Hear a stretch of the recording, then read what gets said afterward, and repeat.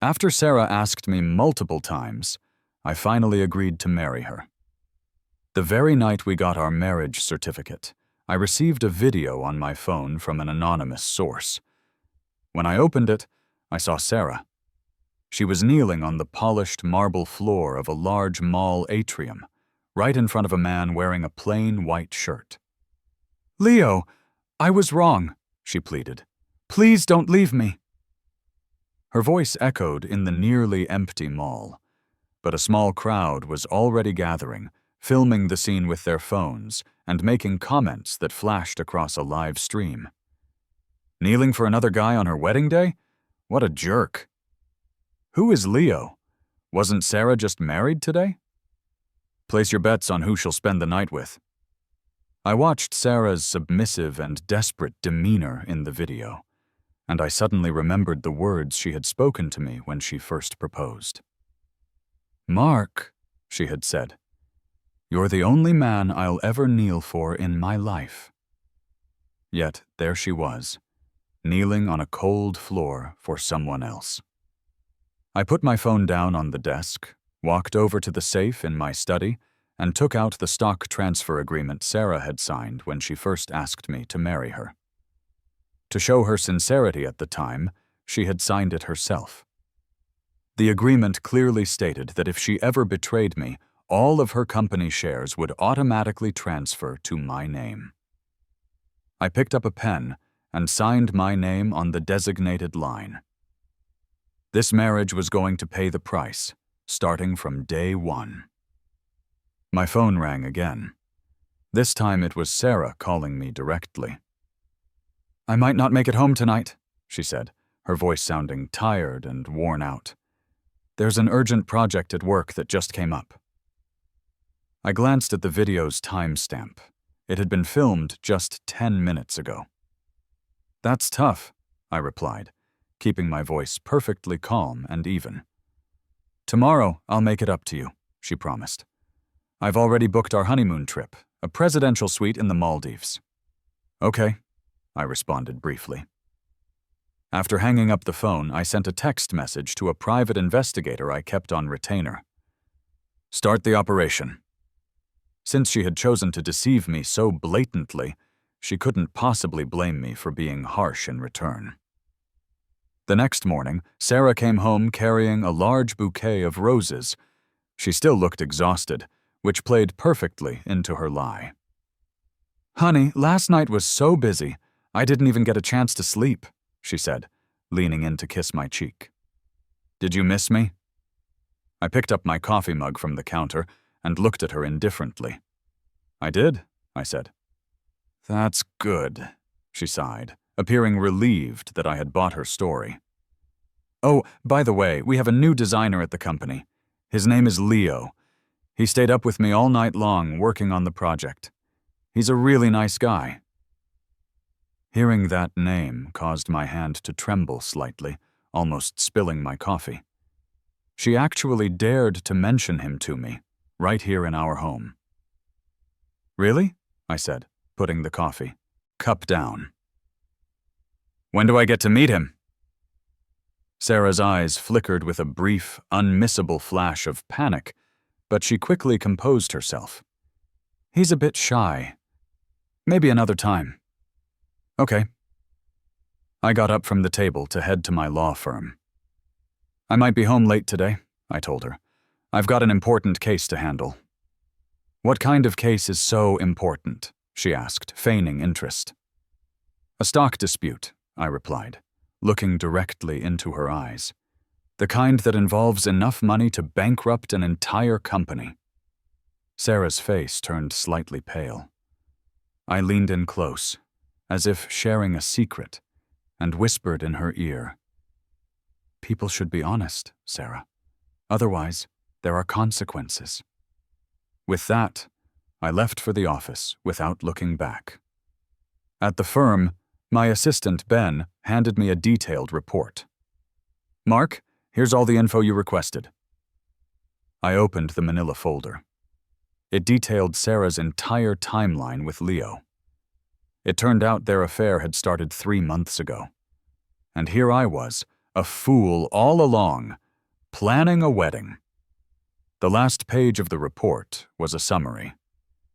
Leo, 26, interior designer, unmarried, currently in an inappropriate relationship with Sarah. Last night, they argued at the W Mall atrium, where Sarah knelt in public to beg for his forgiveness. I closed the report and downed the glass of whiskey on my desk in one single gulp. Sarah, since you seem to enjoy kneeling in malls so much, I'll make sure you get your fill of it. At 3 p.m. that afternoon, I showed up at the W Mall. It was a known rendezvous spot for Sarah and Leo, and it was the exact location where she had knelt for him just last night. I went directly to the mall's main security office, flashed my lawyer's identification, and formally requested to view the surveillance footage from the previous night, citing that it involved an important and sensitive legal case. The security lead, after verifying my credentials, cooperatively pulled up the footage for me. In the high-definition video, Sarah and Leo were arguing outside a high-end jewelry store. "Leo, listen to me," Sarah pleaded, holding on to his hand. "It's just a marriage of convenience. You're the only man I love." "Then why are you marrying him?" Leo retorted, shaking her hand off with visible disappointment in his eyes. "The company needs funds," Sarah replied, her words chilling me to the core. "His family has money. Once the company stabilizes, I'll divorce him and I'll marry you." "I don't believe you," Leo said, turning to leave. In a moment of pure desperation, Sarah dropped to her knees. "Leo, I swear, you're the only one I truly love. If I'm lying, may I be struck by lightning."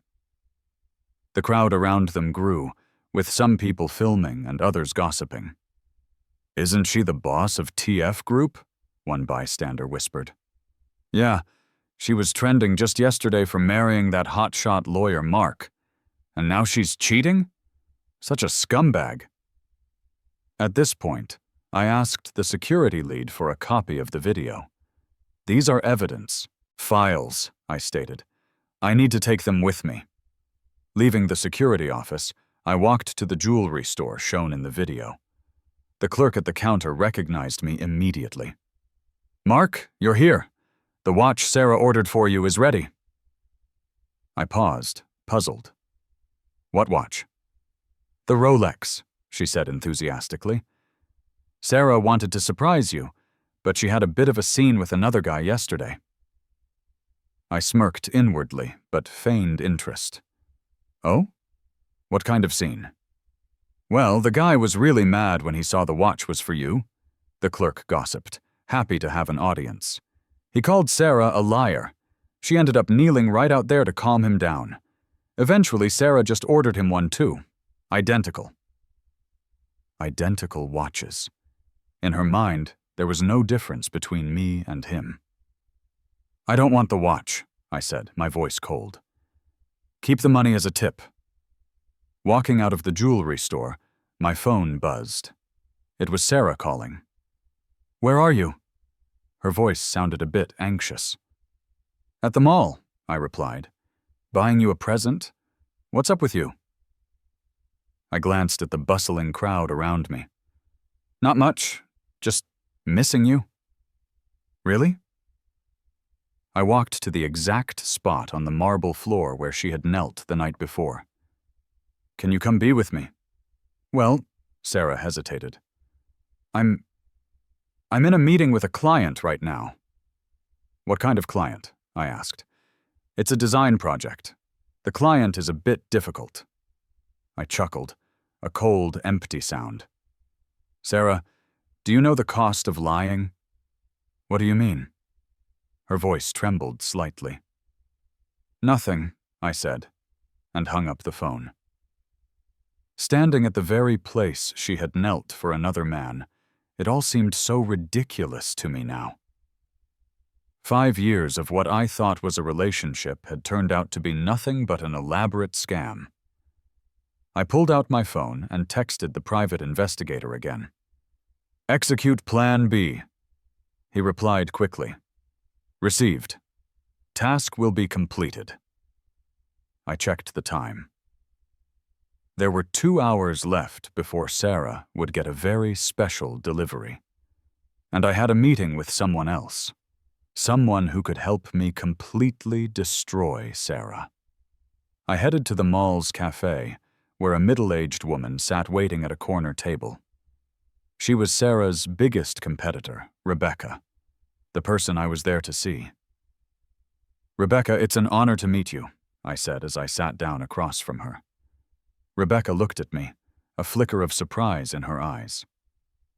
Mark, I'll admit I didn't expect you to reach out to me. I have a business proposition, I said, pulling out a document that detailed the inner workings of TF Group. Rebecca took the document, her expression growing more intrigued as she read through the pages. Mark, she finally said, are these documents legitimate? They are, I cut in. TF Group's cash flow is about to crash. If someone gives them a significant push right now, they'll go under. I understand, Rebecca said, closing the file. What do you want me to do, Mark? Tomorrow morning, TF Group has a board, meeting to discuss new financing plans, I said, locking eyes with her. I need you to be there. As what? She asked. As a creditor. I handed over a second document. This is a debt list. TF Group owes your company a total of $300 million. Rebecca scanned the papers, clearly surprised by the amount. Mark, all of them are legitimate debts, complete with contracts and evidence, I said calmly. I've just been acquiring them. Tomorrow, all you need to do is show up at that meeting and demand immediate repayment. And what if they can't pay? She asked. Then you apply for bankruptcy and liquidation, I said as I stood up. Then you can acquire all of their premium assets for a bargain.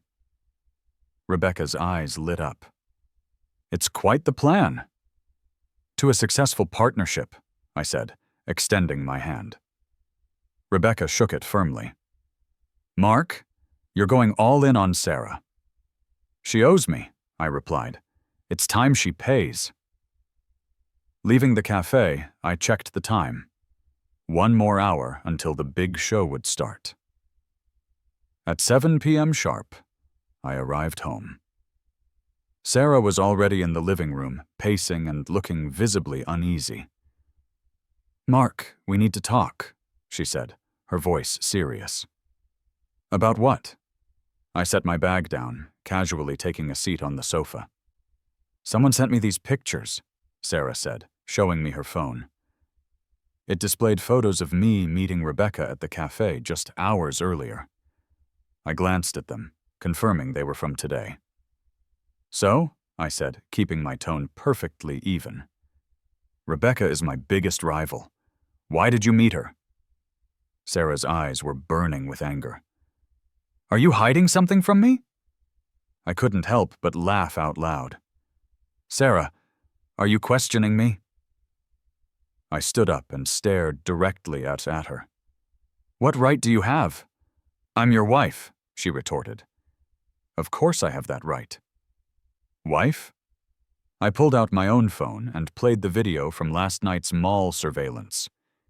Is this how you act as a wife? Seeing the clear footage of her kneeling for Leo, Sarah went pale. Mark, let me explain. Explain what? I interrupted, my voice rising. Explain why you knelt before another man on our wedding day. Or explain why you bought him a watch identical to mine. Or maybe you can explain why, in front of so many people, you confessed that you only married me for my money? Sarah opened her mouth, but she couldn't say a single word.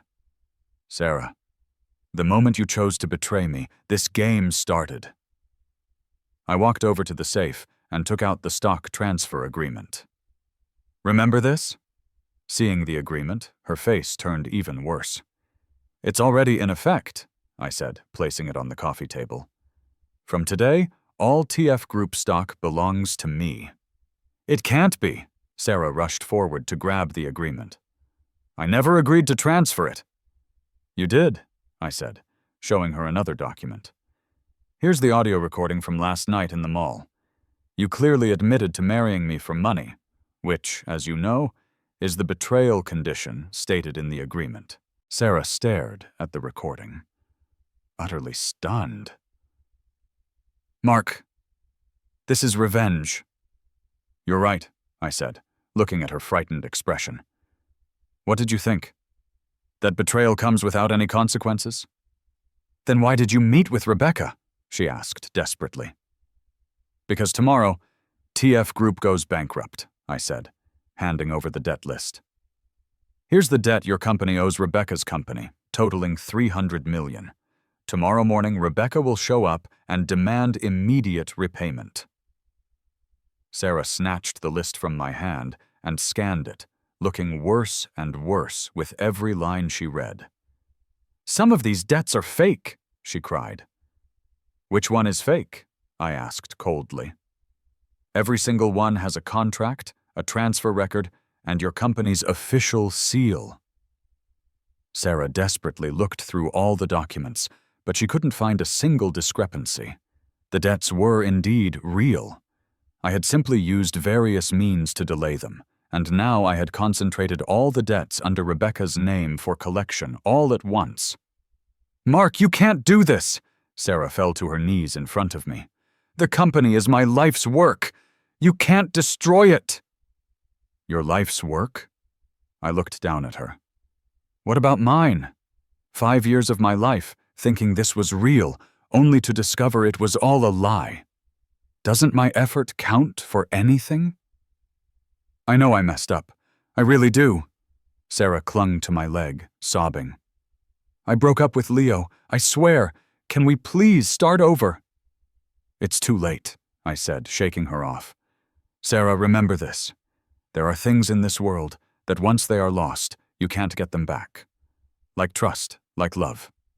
Sarah slumped to the floor, her eyes full of despair. Mark, please, give me another chance. A chance? I said as I prepared to leave for a hotel. You've used up all of your chances. Oh, and by the way, tomorrow at 9 a.m., I'll see you at the board meeting. Make sure you bring Leo along. Let him watch his woman go bankrupt. With that, I walked out the front door without looking back. Behind me, Sarah's painful cries echoed in the house, but my heart didn't feel one bit of sympathy. She chose betrayal, so she must face the consequences. And this, well, this was just the beginning. I drove to a downtown hotel and checked in at the front desk. Give me your best suite, I told the receptionist. Sure, Mark, she said, handing me the room card. Your suite is on the 28th floor. If you need anything, just let us know. In the elevator, I looked at my reflection in the mirror. 5 years ago, the Mark staring back thought that love could conquer anything. Now, today's Mark was calm, rational, and knew that only strength can truly protect you. Sarah, thank you for making me grow. But we're not done yet. The next morning at 8:30 a.m., I was promptly standing in front of the TF Group building. I had made sure to wear a black suit today, with my hair perfectly combed. I looked like I was there to deliver a death sentence.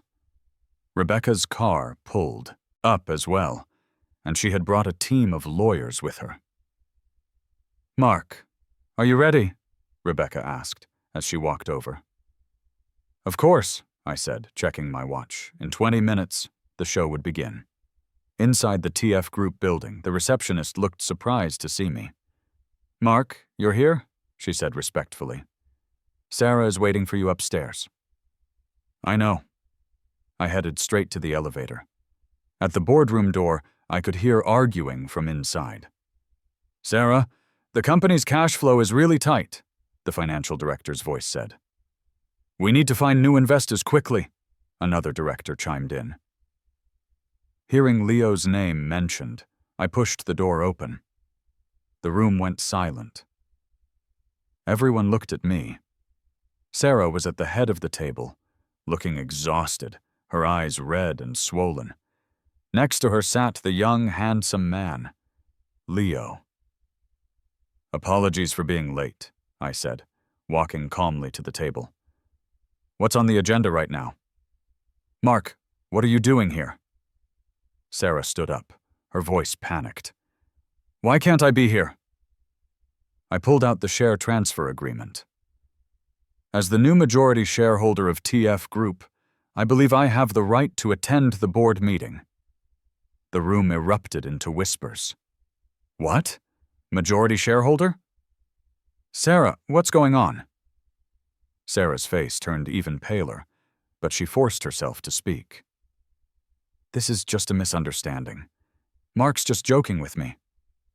"Joking?" I placed the agreement on the table. "This is a notarized share transfer agreement. It's legally binding. As of yesterday, I am the largest shareholder of TF Group." The financial director took the agreement, and his face changed immediately. This is real." "Sarah, did you really transfer your shares to Mark?" a board member asked, shocked. Sarah opened her mouth, but she couldn't say anything. "Since I'm a shareholder, I propose we replace the chairman," I announced, scanning the room. "Anyone in favor?" "I agree." The financial director was the first to raise his hand. "I agree." Others quickly followed. Soon, everyone except Sarah and Leo had their hands up. "All right, from now on, I am the new chairman of TF Group," I said, taking my seat at the head of the table. "Now, let's discuss the first topic, the company's debt issue." Just as I spoke, the meeting room door opened, and Rebecca walked in with her team of lawyers. "Sorry to interrupt," Rebecca said politely. "I'm Rebecca. I'm here to discuss some debt issues with TF Group." Sarah saw Rebecca and turned pale. "Rebecca, why are you here?" "Sarah, there's a significant debt between our companies," Rebecca said, pulling out the debt list. "A total of $300 million, which we now demand your company repay immediately." Hearing the $300 million figure, the directors were all stunned. $300 million? We don't have $300 million in debt, the financial director quickly said. "Each debt has a contract and proof of transfer," Rebecca's lawyer said as her team distributed the documents. "Please take a look." Sarah took the document, her hands trembling. She remembered these debts, but there had been extensions previously. Why were they demanding repayment all at once now? "Rebecca, these debts have extension agreements," Sarah tried to explain. "The extensions have expired," Rebecca said coldly.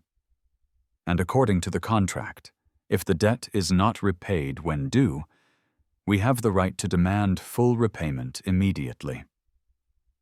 "But our company only has $50 million in liquid assets," the financial director said, his voice full of panic. "Then declare bankruptcy," I said calmly. "The company can't operate anymore anyway." "No!" Sarah jumped up from her chair. "The company can't go bankrupt." "Then do you have a better suggestion?" I looked at her. "How do you plan to pay this $300 million debt back?" Sarah looked at Leo for help, her eyes pleading. Leo stood up. "I have a project that can save the company," he said confidently. "What project?" I asked, intrigued. "A large-scale commercial complex design project. The total value is $1 billion, with profits of at least $300 million, Leo said confidently. "I'm almost done negotiating with the client." "Is that so?" I said, pulling out my phone. "Let me just call the client to confirm." I dialed a number. "Hey, David, it's Mark." A man's voice came through the phone. "Mark, what's up?" "I just want to confirm," I said, putting the call on speaker. "Has the design contract between you and a man named Leo been signed?" "Leo?" The person on the other end was audibly confused. "Mark, we've never worked with anyone named Leo. Our design contract is with you, remember?" The whole meeting room went silent. Leo's face turned ghostly pale. I hung up the phone and smiled at him. "Leo, this project of yours is quite interesting." Leo slumped back in his chair, speechless, looking as white as a sheet. He stammered, struggling to form a complete sentence. Sarah jumped in, still desperate. "There must be some misunderstanding. Leo wouldn't lie to me." "Misunderstanding?" I chuckled coldly. "Sarah, your boyfriend just deceived you, and the entire board, with a fake project, and you call that a misunderstanding?" Hearing the word boyfriend, the directors all looked shocked. "Sarah, is this Leo yours?" the CFO asked cautiously. Sarah's face turned beet red. It was clear she wanted to explain but didn't know how. "Everyone, let me introduce you." I stood up. "This is Mr. Leo, Sarah's lover." On the day of our wedding, Sarah was kneeling in a mall, begging for his forgiveness. I then played the surveillance footage from my phone, projecting it onto the main screen, showing Sarah kneeling and pleading with Leo. The meeting room was left in stunned silence. "Sarah, what is this?" a director asked, unable to believe it. "Now you all understand, right?" I said, closing my phone. Not only did Sarah betray her husband, but she also tried to deceive the board with a bogus project. Is someone like this fit to be our chairperson? I move to remove Sarah from her position as chairperson. The CFO was the first to stand up. I second that motion. Agreed. Soon, everyone except Sarah and Leo raised their hands. "Well, the motion has passed," I declared. "Ms. Sarah, you are removed." Sarah slumped into her chair, her eyes full of despair. "Mark, you can't do this." She tried to make one last effort. "I can." I pulled out a new document. "This is the new board resolution for TF Group. Given the severe debt crisis, the board has decided to introduce strategic investors." Rebecca stood up at the perfect moment. "I'm willing to invest in TF Group to help the company through this tough time." "What are Rebecca's terms for the investment?" I asked, as if I didn't already know. "I'm willing to invest $500 million for 60% of TF Group's equity," Rebecca said. On hearing this condition, Sarah stood up abruptly. "No way! That's exploiting the situation. That's robbery." "You're no longer the chairperson. You have no say," I said coldly. "Besides Rebecca's investment, do you have another option?" Sarah looked at the other board members for support, but everyone avoided her gaze. "Board members, any opinions on Rebecca's investment?" I asked. "I think it's good. At least the company will survive," the CFO said. "I agree." Agreed. Soon, the investment agreement was approved. Rebecca's lawyer brought out the prepared contract. Watching each director sign the contract, despairing tears welled up in Sarah's eyes. The company she had built was taken away by me, just like that. "Mark, you won," Sarah said weakly. "Are you satisfied?" "Satisfied?" I walked up to her. "Sarah, this is just the beginning." With that, I took out another document and handed it to her. "What's this?" Sarah asked, trembling as she took it. "A lawsuit," I said calmly. "I'm suing you and Leo for fraud and bigamy." "Bigamy?" Sarah looked at me, confused. "Have you forgotten?" I took out a photo. "This is a picture of you and Leo at the civil office, holding marriage certificates." Sarah took the photo, and her face turned stark white. In the photo, she and Leo were indeed at the civil office, holding red documents. But she recalled they went there to get some kind of certification, not to get married. "This photo is fake," Sarah said quickly. "Fake or not, the judge will decide," I said, taking back the photo. And even if it's fake, your relationship with him certainly constitutes bigamy. Leo finally couldn't hold back and yelled, "Mark, why are you being so harsh?" Harsh? I looked at him. Leo, did you destroy my marriage first, or did I ruin your relationship? Calvin was at a loss for words. Moreover, I continued, regarding your identity, I have some interesting findings. I pulled out another document.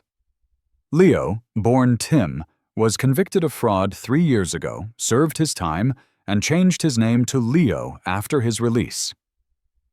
Everyone was shocked upon hearing this. Sarah looked at Leo in disbelief. Is that true? Leo lowered his head, not daring to respond. Sarah, you sure have a keen eye, I said sarcastically. You gave up a 5-year marriage for a convicted con man.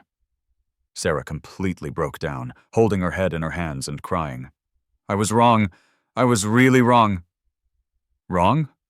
I looked down at her. Sarah, some mistakes, once made, can't be undone. With that, I turned and left the meeting room.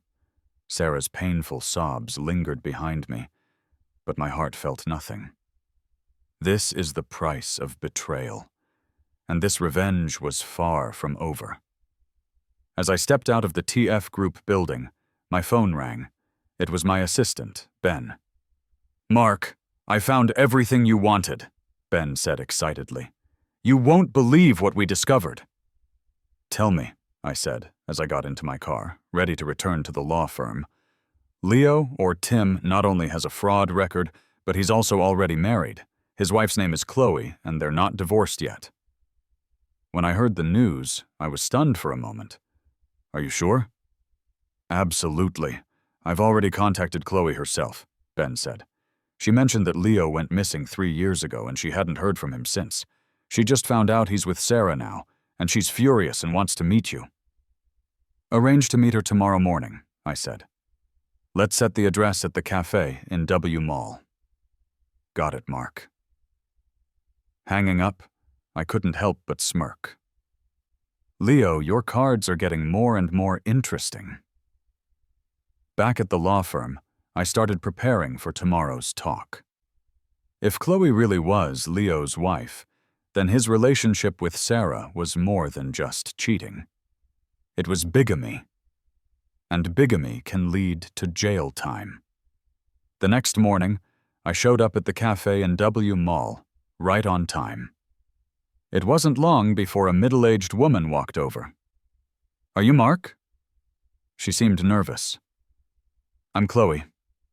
Please have a seat. I motioned for her to sit down. So you're Leo's, or Tim's, wife? Yes, Chloe nodded.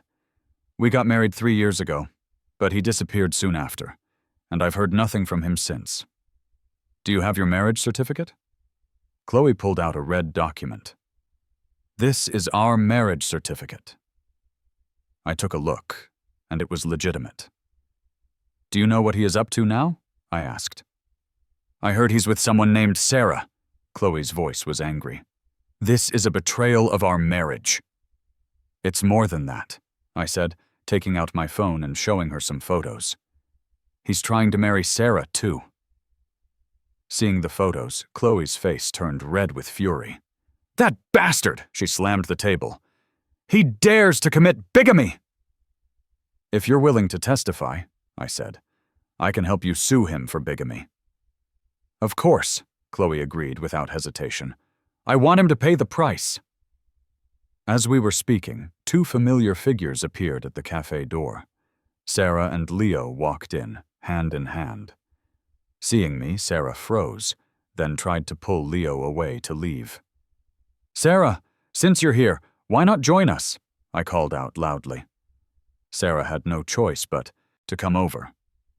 Mark, what are you doing here? I'm here discussing something with a friend, I said, glancing at Chloe. Want to say hi? Chloe stood up, glaring at Leo. Tim, you finally show up. Hearing the name Tim, Leo's face turned pale instantly. You? he stammered, backing away. "I'm your wife, Chloe," she said loudly. "You disappeared for 3 years only to be someone else's lover." Hearing the word wife, Sarah was completely stunned. "Leo, what is she saying?" Sarah asked. Leo wanted to explain, but the words wouldn't come out. "He didn't tell you?" Chloe sneered. "We got married 3 years ago, and we are still legally married right now." Then Chloe showed Sarah the marriage certificate. Sarah took the certificate, and her face turned ashen.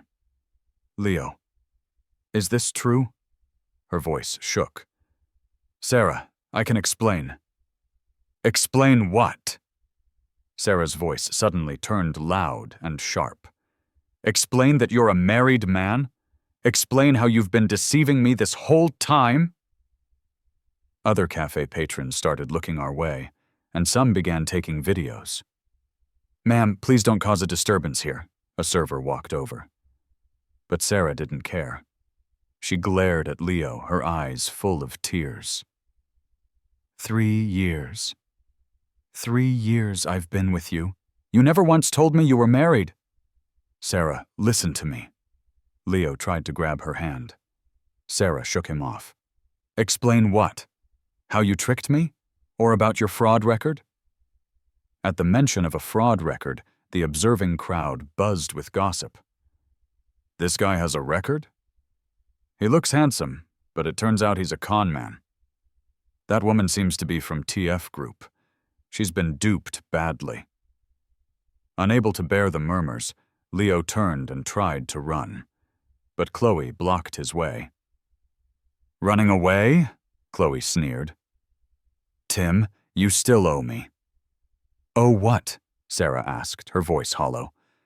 "Before we got married, he borrowed $500,000 from me, claiming it was for an investment, but he stole it all," Chloe said. "Now, with interest, it's at least $1 million." Hearing this number, Sarah was utterly crushed. She eyed Leo, filled with hatred. "So, from the very start, you were just conning me?" Her voice was strangely calm, but beneath that calm lay a terrible fury. "My company is bankrupt. My marriage is ruined. All for a scammer?" Leo was lost for words. Sarah suddenly laughed, but it was a hollow, broken laugh. "Mark, you win," she looked at me. "You totally win." "I was never in any competition with you," I said quietly. "You chose this path yourself." Sarah nodded, then turned and left the cafe, leaving Leo alone to face an enraged Chloe and the judging eyes of the crowd. And me. I just sat there, watching it all unfold. Revenge, it turned out, was smoother than I imagined. After Sarah left, the tension in the cafe grew thicker. Chloe angrily pointed at Leo. "Tim, you're coming back with me." "I won't go," Leo cried, backing away. "We have no feelings left." "No feelings?" Chloe laughed bitterly. "Then why didn't you get a divorce? Why didn't you pay back my money?" More and more people gathered, with some filming and posting online. "Isn't this the homewrecker guy? Turns out he has a wife too, so this is double adultery." Guys today have no shame. Facing all the pointing and whispers, Leo completely broke down. He rushed out of the cafe, trying to escape. But just as Leo ran into the mall's main atrium, he was suddenly swarmed by a group of reporters. "Leo, any comments on ruining someone else's marriage? Do you admit to having a record of fraud? How are you going to handle your marriage with Chloe?" Faced with the barrage of questions, Leo was speechless. He tried to push through the crowd, but the reporters were too tightly packed. Just then, Sarah appeared again. She pushed the reporters aside and grabbed Leo's arm. "Come with me," she said. Her voice was cold. "Sarah?" Leo saw her, a glimmer of hope in his eyes. But her next words shattered that hope. "We're going to the registry office to get a divorce." "What?" Leo couldn't believe it. "We aren't even married." Stop pretending, Sarah said, pulling out a photo. This is the picture you took with me yesterday, claiming it was for memories. Now I realize you plan to use this photo to fool people into thinking we're married. In the photo, indeed, they were at the registry office, holding red documents. But it wasn't a marriage license, it was just Sarah's ID card. Sarah, this is a misunderstanding, Leo tried to explain. Enough! Sarah's voice was loud. Leo, I see through you now. You're a complete fraud. We're done, from today.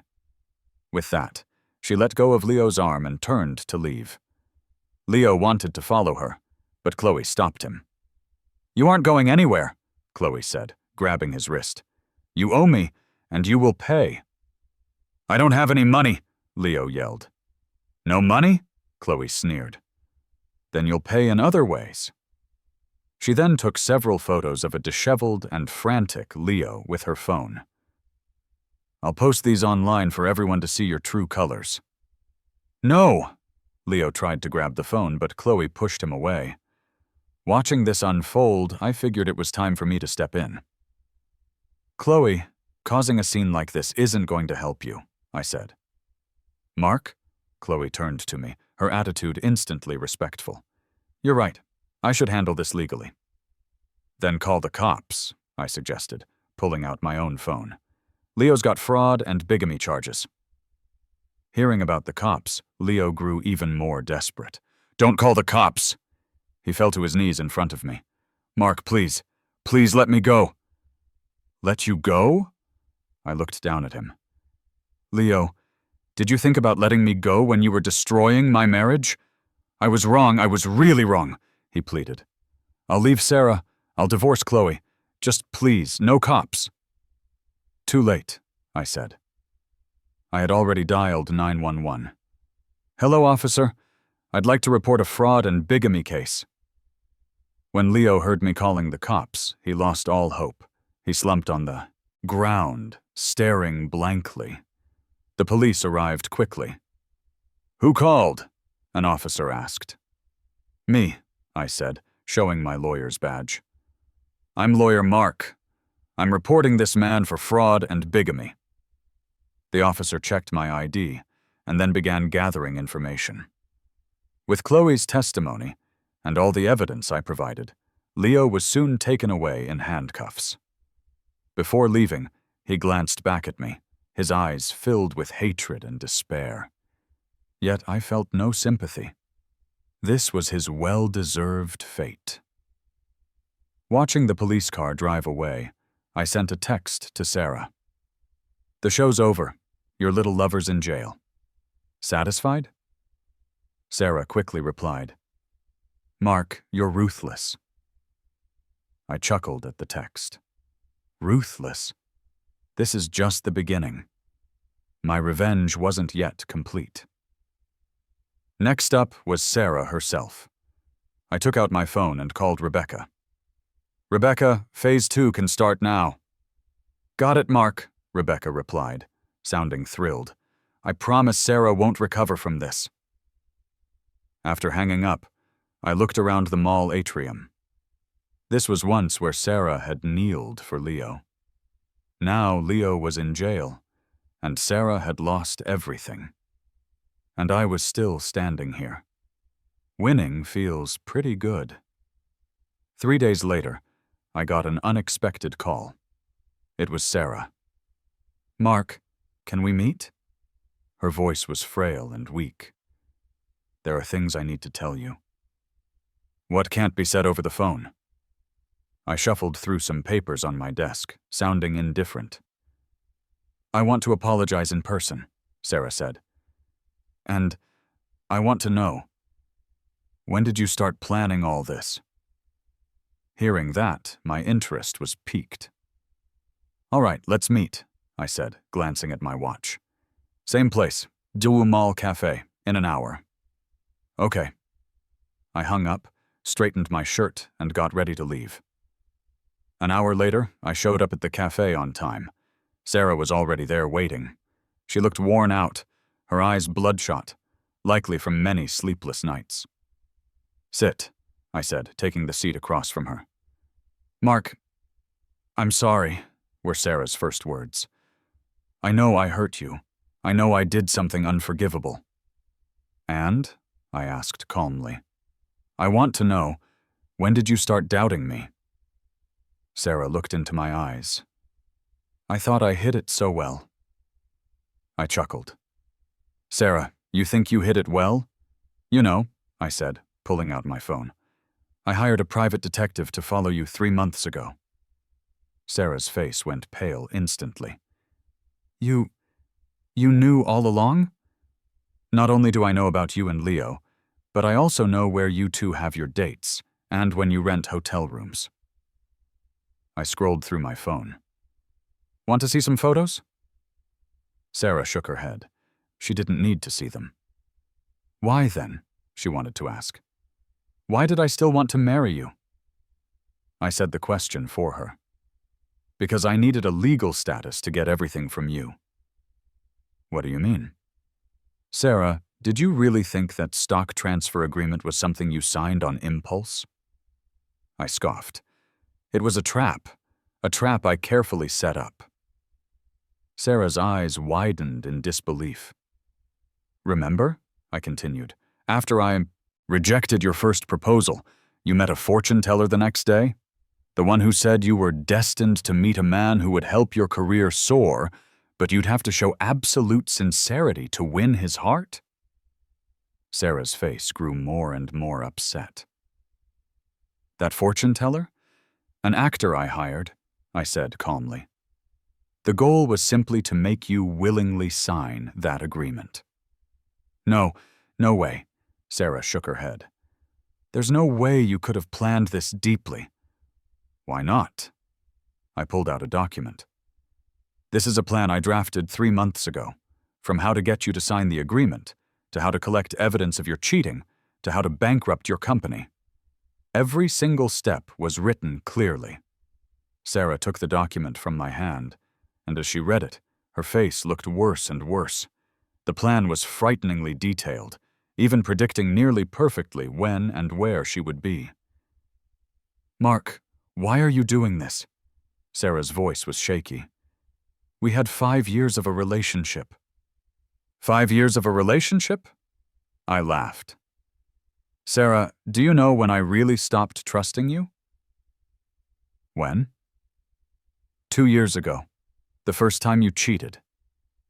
I looked at her shocked expression. "Did you think it was just Leo? Before him, there was your secretary, your client, and your gym coach." Sarah's face turned completely pale. "I knew about all of it," I continued. "Each time I gave you a chance, hoping you'd confess. But every time, you chose to hide it and deceive me." "Mark, So from that moment," I interrupted her, "I started planning all of this. 2 years was more than enough time to spin a web." Sarah slumped in her chair, her eyes full of despair. "Did you know about his real situation, too?" "Of course," I nodded. "His fraud history, his marriage to Chloe, I'm clear on all of it. I even know he approached you with an agenda." "An agenda?" "He wanted to con you out of money," I said, taking out another document. "He owed a loan shark $3 million and needed a big sum quickly to pay off his debt. So he made up that fake design project, trying to swindle money from you." Sarah looked at the document, stunned. "So, all along, I was just a fool?" She smiled bitterly. "You've finally realized," I said, standing up to leave. "Sarah, this is the price of betrayal." "Mark, wait!" Sarah stopped me. "You've taken everything from me. Isn't that enough?" "Enough?" I looked back at her. "Sarah, do you think a company's shares can make up for 5 years of my youth and 2 years of constant humiliation?" "What else do you want?" I smiled at her. "Sarah, you'll find out soon enough." With that, I turned and left without a backward glance.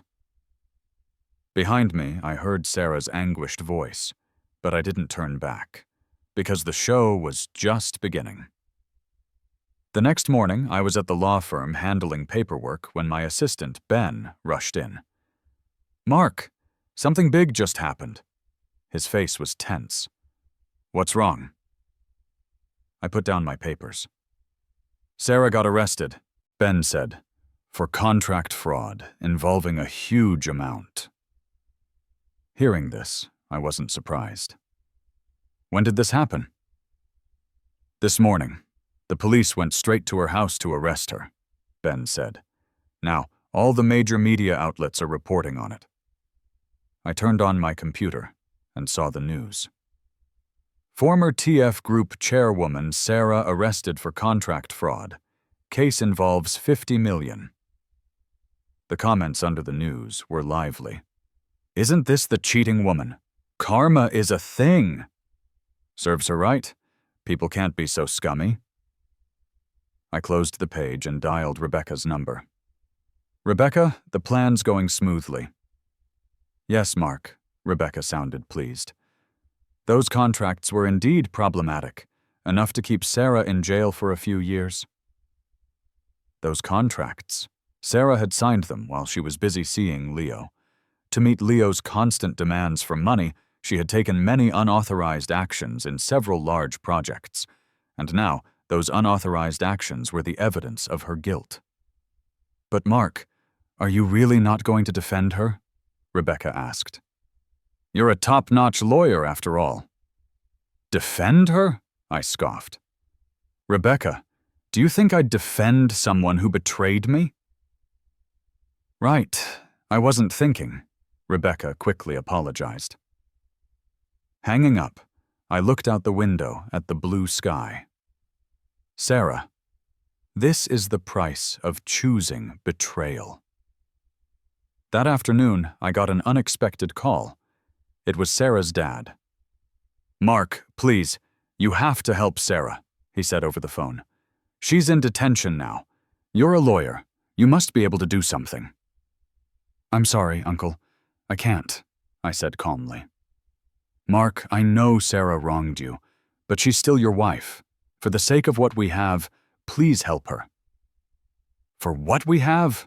I scoffed. "Uncle, did you think about that when your daughter was cheating on our wedding day?"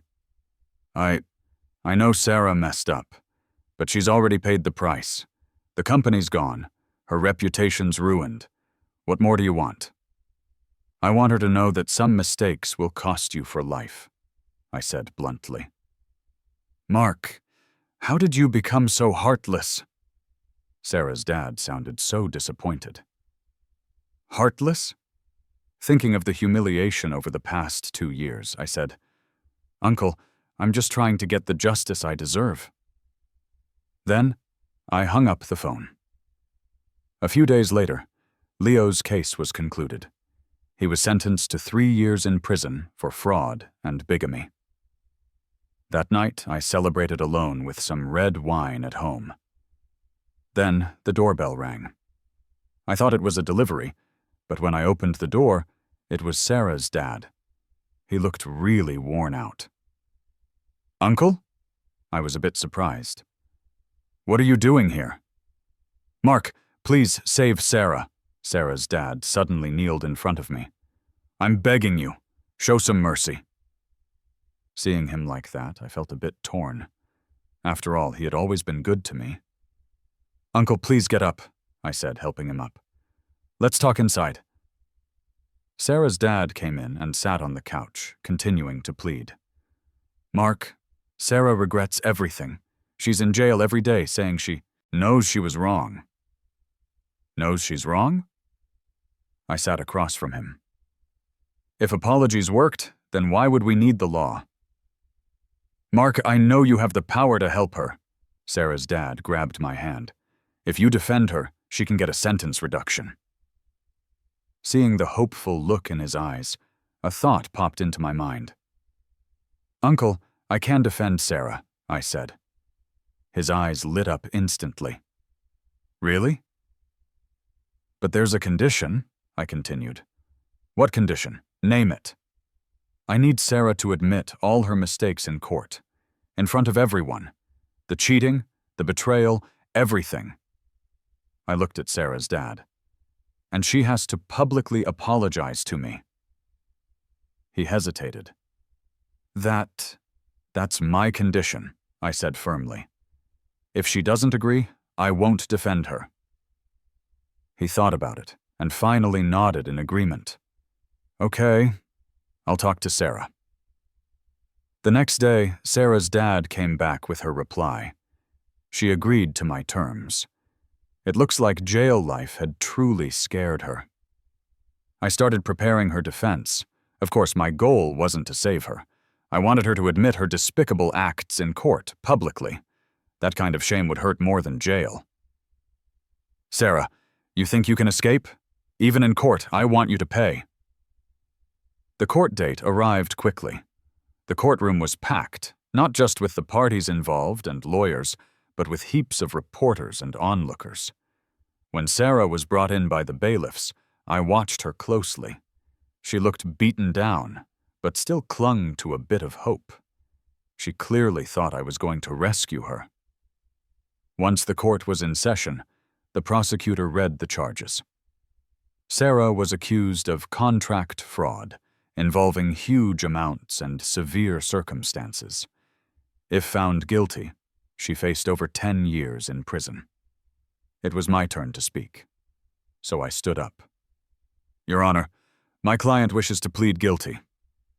At those words, Sarah snapped her head towards me, her eyes wide with shock. But the strict court rules barred her from speaking. Please have the defendant stand, the judge ordered. Sarah had no choice but to stand. Sarah, do you admit to committing contract fraud? The judge asked. She glanced at me. I gave a slight nod. Yes, I admit it. Her voice was faint. Good, the judge continued. Now, are you willing to describe your crimes in court? At that moment, I stood up. Your Honor, my client wishes not only to describe her crimes, but also to publicly apologize to her husband here. The courtroom buzzed with chatter. Everyone knew about Sarah's cheating scandal. A public apology was major news. Please proceed, the judge instructed. Sarah took a deep breath and started. My name is Sarah, and I committed contract fraud. Her voice rang clear in the room. But before the crime, I made even bigger mistakes. I betrayed my husband, Mark. Sarah looked at me. Even on our wedding day, I was tangled up with another man. Reporters' cameras snapped away, capturing it all.